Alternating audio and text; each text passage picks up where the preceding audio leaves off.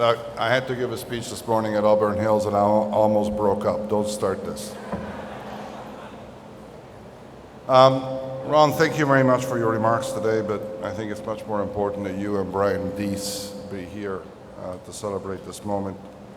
I can tell all of you that having spent a lot of time in Washington in 2009, and especially with Ron, that there were no stronger advocates for the survival of Chrysler than Brian and Ron.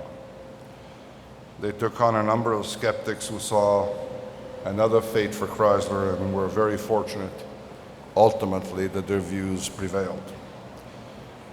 Anyway, good afternoon to all of you, dear colleagues, ladies and gentlemen, elected officials, and honored guests. I thank you for being with us on this important day.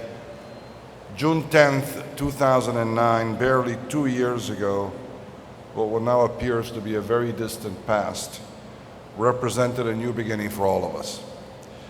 For me, who had just arrived at Chrysler to begin this turnaround, for you who have been through several trying months and even years full of trepidation and uncertainty, and for Chrysler, the organization as a whole, Chrysler had just emerged from bankruptcy in one of the darkest periods in its history.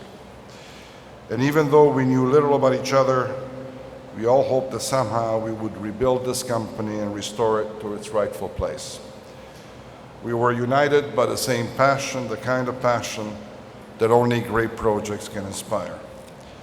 It was a day of celebration because after months of uncertainty, we finally knew that we had a chance to build a future. And we were encouraged by the fact that someone believed in us, and from that moment forward, we were able to take our destiny back into our hands. And that joy was conditioned by the sense of responsibility that we all shared, not just for the privilege we've been given of helping an American icon get back up on its feet, but more importantly, for our moral obligation to justify the support that American and Canadian taxpayers had given us. We knew that we had to live up to the expectations of those who had made sacrifices on our behalf. On that day, we made a promise to our fellow citizens, both in the United States and in Canada, that we would succeed and that we would repay their trust. That promise was not only to them, but it was first of all to ourselves. I'm pleased to announce that significantly in advance of the initial plan, in a little more than 23 months, not 2 years, a little more than 23 months from the momentous day, we have fulfilled our promise. We have received confirmation this morning at 10:13 a.m.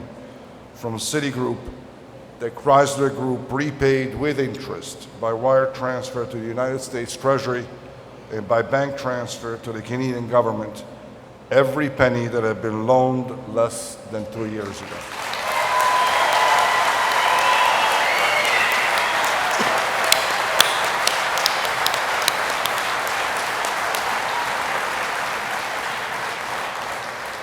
It happens rarely in life that we're given a second chance.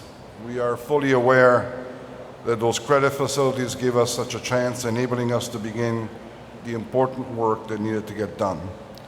And we are still very, very grateful to the President Obama and to his administration, to the Automotive Task Force, to the US, Canadian, and Ontario governments and taxpayers, to our unions who have partnered with us in this recovery, and I want to thank in particular the General for being here and for really being on our side as we started our process back in 2009.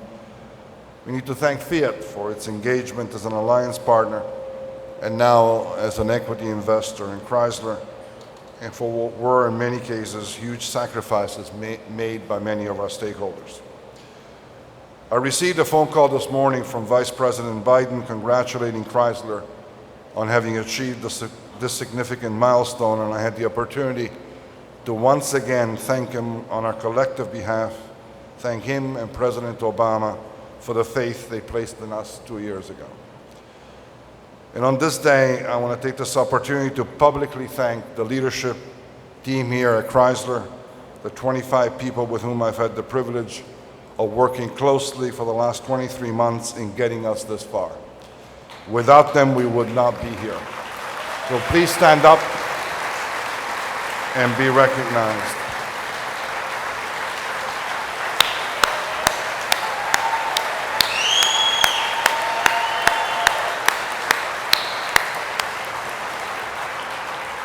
And in particular, this day would not have been possible without the tireless efforts and the dedication of two individuals in our leadership team, Holly Lease, our General Counsel, and Richard Palmer, our Chief Financial Officer. We owe them a tremendous debt of gratitude for their selfless dedication to Chrysler and to this repayment project. I think you should stand up so they can recognize you.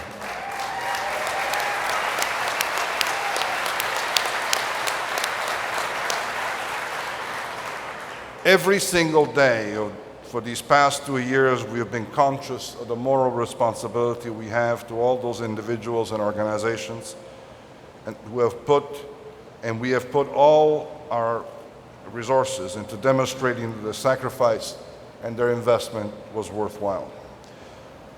I vividly remember how analysts and the press reacted when we announced that within a very short period of time we would fully renew our product range and get our financials back into shape. And I remember the skeptical and the patronizing looks on their faces, looks like the one that you might give a child when he announces that he's going to be an astronaut when he grows up.